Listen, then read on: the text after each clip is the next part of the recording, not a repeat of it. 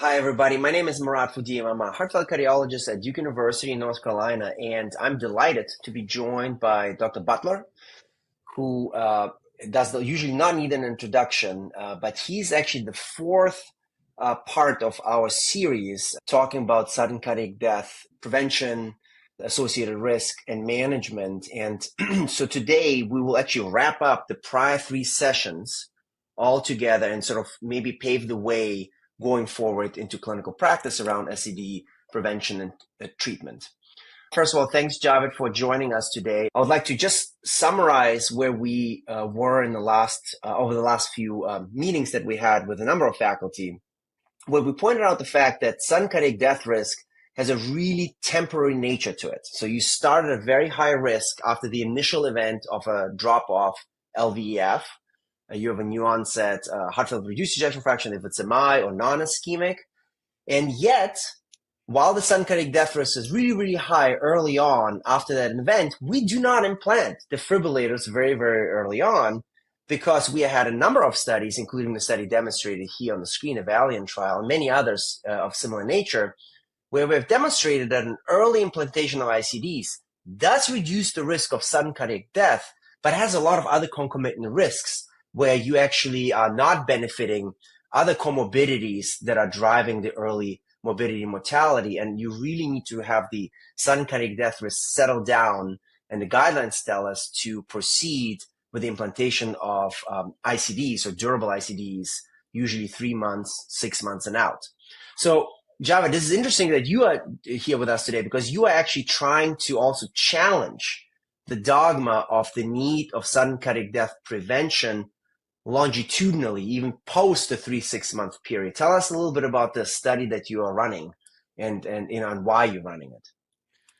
Yeah, so there is a lot of perception on people's mind that sudden cardiac death is not important anymore, and I'm not sure that is a true statement. A lot of the therapies have been developed over time. Now, I just want to make sort of one point to your initial introductory comments, and that is, how do you find this sort of the Goldilocks balance, right? So on one hand, as you mentioned, new onset heart failure, post-MI, the risks of sudden cardiac death are pretty high, except that when you give effective therapy, you might be able to recover the ejection fraction, recover the patient's risk of sudden cardiac death, risk goes down. So you don't want to be putting in a lot of devices. On the other hand, the problem is that how do you get that patient through that phase in a safely manner?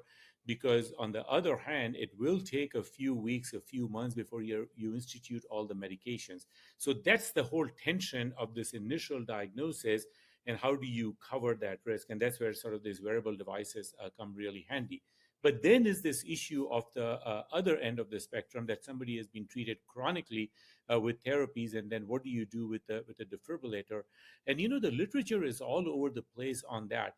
If you look at not only the global trends, even if you look at the United States, most of the patients who are eligible for a defibrillator right now are not getting a defibrillator, because there is just this sense that because the medical therapy has advanced so much that maybe we don't need a defibrillator. And I'm not necessarily on board with this idea. I think that this is an important enough question to be tested.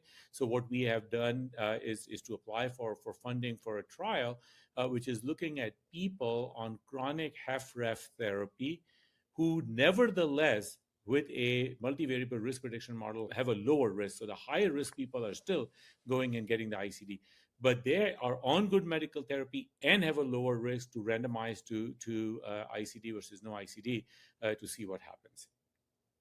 So this brings up a good point. You mentioned it a couple of times. We have very good therapy to date that, of course, needs its time to be initiated post-acute event.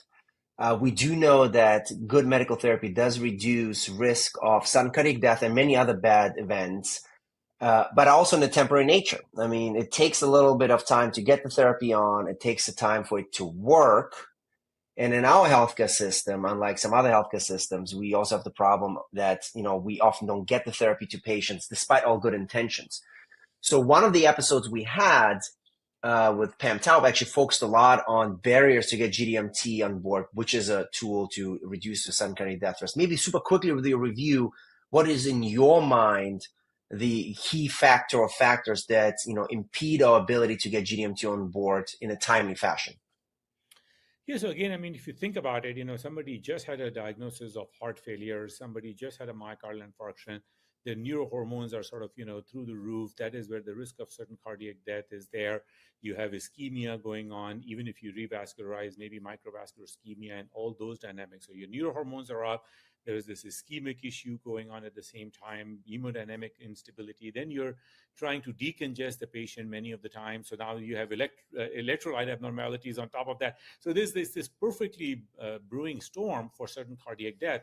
And that's why protection in that phase is really important, because as we start giving good medical therapy, that risk starts coming down, things start calming down, the neurohormonal antagonism starts working, but that will take some time. Now, on top of that, you're bringing in a whole new level of complexity here that even in an ideal case scenario, it's not like that you will give all the 4 therapies or GDMT right away. So it takes some time.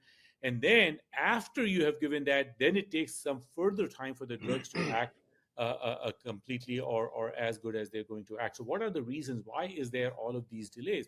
And there are many, many reasons. There are reasons that are related to the side effects and tolerability and those kind of things. Then there are issues related to access and cost and those kind of related things. But boy, there are a lot of studies that have come out that basically shows that at this point, probably the number one factor is the inertia on part of the clinicians, because we sort of think about heart failure in symptoms term. So the glass half full is that, of course, symptoms are very important and we need to take care of patients' symptoms. But the glass half empty is that it's not only about the symptoms, it's actually changing the underlying biology. And when people's symptoms after 1 or 2 medications and some diuretic, they start feeling well, people just kind of just give up. And then it's a very slow process if it happens from there on. Yeah, and you would think that an acute event, or particularly the new onset of heart failure with a drop in ejection fraction, recent hospitalization, tends to be a strong enough of an impetus for people to want to throw all the medications on board. But yet it doesn't seem to happen at the speed we would like to see it at. And of course, there's been data suggesting that the faster you titrate medications, the better the outcomes might be. So I do think we both agree on the fact that, we need to do a better job as a community to get those drugs on board, but also, do a better job to you make it easy on the system to prescribe those drugs, because as you pointed out, costs and the ability to afford those drugs tends to be still a hindrance to our patients in clinical practice. Yeah, I would still add, though, that, again, this is a very overused analogy, and people sort of talked about all the time that heart failure has comparable mortality like many forms of cancer, which is true. But you can imagine that if you have a cancer diagnosis, you don't give sort of, why don't we give this and see what happens? Whatever the combination that works best for that cancer, you give it. In heart failure, we give these therapies, and then the number one reason when you ask and you go back to the clinicians and you ask them in surveys, people who are not on optimal medical therapy, what is the number one reason that if there's no contraindication, no intolerance, the number one reason is that my patient is doing okay, right? So that is this whole mindset of doing okay with the therapy. And I would say that cost obviously is really an important issue. But remember, if you look at triple therapy with ACE inhibitor, beta blocker, and MRA, not ARNI or SGLT2 inhibitor, triple therapy with ACE, beta blocker, MRA, all 3 generic. Or you go to a setting like VA, where drugs are covered and there are no cost issues. These inertia issues are equally prevalent in either of those 2 examples, unfortunately. Yep. Which brings me to talk about the SCD Protect data. So we a couple times mentioned this Goldilocks, where you want to protect patients right from the get-go because the risk is highest early on, yet we are not ready to implant ICDs in many cases. And if at all, you often even underutilize them. GDMT hasn't started working quite yet. It will take time to, I would call it marinate. The patient needs to marinate in a good medication. It takes a couple months to demonstrate in clinical trials the benefit of separation on the CD risk. And, a study that was recently presented and then published coming out of Germany is a very unique registry, because what it did include serial patients that were leaving a hospital with a new diagnosis of heart failure with reduced ejection fraction following ischemic or non-ischemic injury. These patients were enrolled into this registry. Initially, it was done retrospectively, and then the last quarter was enrolled prospectively. And these patients enrolled serially were then followed up all the way out till the WCD was actually discontinued. So it was really anchored to the use of WCD. There was no inclusion or exclusion criteria. If the doctor prescribed it, you were capturing this patient's data, you're following them up. But the unique thing in this German nationwide registry was that they captured baseline characteristics, including medication, but also ejection fraction in most patients. And then as ejection fraction was repeated longitudinally, they captured it as well as all WCD events, so appropriate and inappropriate shocks, and as well as deaths. And so some of the key findings actually demonstrated on this poster here is that 19,000 plus patients were included. That makes it the largest WCD registry ever done. So that's a large experience. But the key thing, this is not a clinical trial, it's actually real world evidence. Now, the interesting thing is that in this cohort, because in Germany they have a socialized medicine, now to the contrary of the United States where we practice, patients were on really, really good GDMT leaving the hospital because there's actually no copay for those drugs at large. The average ejection fraction upon inclusion was around 28, 26%, based on which group you look at, because the majority of patients was non-ischemics. The minority of patients were ischemic, so it's 11,000 versus 8,000. And the key thing is that 60% of patients, when they checked the ejection fraction in follow-up, which was around 2-3 months in follow-up, had an improvement in the ejection fraction above the 35% threshold, no longer necessitating the need for an implantable ICD, for example. So 60% of patients cross that magical threshold of 35. So that's one. Two, if you look at the events, now look at the right side of the screen, it's the top right and the bottom left. If you look at the timing of the events, such as the defibrillation event that occurred with the WCD, they were all occurring quite early. You see that's in bottom figure, where each vertical line is the amount of events on the y-axis, on the x-axis time from discharge from the hospital initiation of the WCD. And you see that it all clusters to the left. In the first 30 days, you have the vast majority of all the events that occurred, talking about our early risk, that Goldilocks moment. That's when you technically would want to protect the patients the most. If you look on top of it in the green box, now that was a primary endpoint for the study. We looked at the incidence of the event. So the event, the first shock, a real shock that treated a real event, VTVF, occurred in 6.1 cases per patient, per 100 patient years. This is how we counted the data. So we counted how many events did you have in 100 patient years. And that occurred in non-ischemics at 6.1, and in ischemics it's 8.6 events per 100 patient years. Now, the reason we chose 100 patient years is because we wanted to allow cross-comparison to the trials you run in Javed. We wanted to be able to say, but what about those chronic ICD trials that really in many cases defined our understanding of ICD risk? And if you look at these events compared to the comparable data from the long-standing ICD trials, which are in many cases 10 plus years old now, the rates are 2 to 3 times higher than we see in chronic populations. Now, that shouldn't surprise us, because look at the purple event rates, because it's all really clustered early. Now, at the bottom of the green box, you see if you count not time to first event, but if you count the totality of events, because patients might have received multiple shocks, same day, couple days apart, weeks apart, months apart, and you see that now the event rates go to 8.5 for non-ischemics and 14.98 for ischemics. So no doubt, SCD is not something that's a passé, it's a story of the old times. Now we have GDMT on board. No, this is best case scenario. This is in Germany where they had good GDMT rates.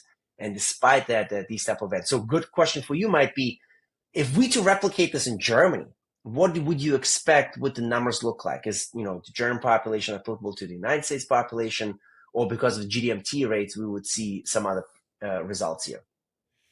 So Marat, you said so many sort of important things. Let me just quickly highlight something. So one thing you said that this is the best case scenario, and the answer is absolutely yes, because of the good baseline medical therapy. Now, again, these are sort of new diagnoses. So even if the good medical therapy is given, it will take some time. And so this graph at the bottom makes total sense. And remember, it makes total sense for two reasons. One is because they are now on good medical therapy, and over the time, good medical therapy is doing its thing, right? So you said the EF got improved in a bunch of patients and all that kind of stuff. But also remember that you're giving, your risk of hyperkalemia and hypokalemia and all that kind of things have stabilized, because now you know what dose to give and what other things to do and stuff like that. So that sort of makes a total sense. The fact that in chronic heart failure trials, the risk of certain cardiac death is lower is also not a surprise, because remember, this is real life. This is everybody that is coming in. Yeah, so chronic exactly. heart failure, first of all, the patients have been on therapy for a little while anyway, so we are already making a point why the acute risk is higher. But then on top of that, this is the real world. This is when everybody is coming in with all their comorbidities, maybe advanced, this, that, that. There's no exclusion criteria, right? Whereas in clinical trials, you have a little bit of an exclusion criteria. So I think this is what sort of the real deal is. The last question you asked me, what if we were to replicate this in the US, what will we find? And unfortunately, I think that the numbers are going to look a little bit worse, just because right now I can tell you there's no place in the US, or close to no place in the US, which will have baseline therapy as good as this is. So if anything, the numbers may look actually a little bit worse. Fantastic. We are coming to the end. And first of all, I want to highlight that SCD remains key risk for our patients, not just in general cardiovascular disease, but specifically patients with heart failure with reduced ejection fraction. We highlight this for the acute setting. Javed highlighted that is true in a chronic setting as well.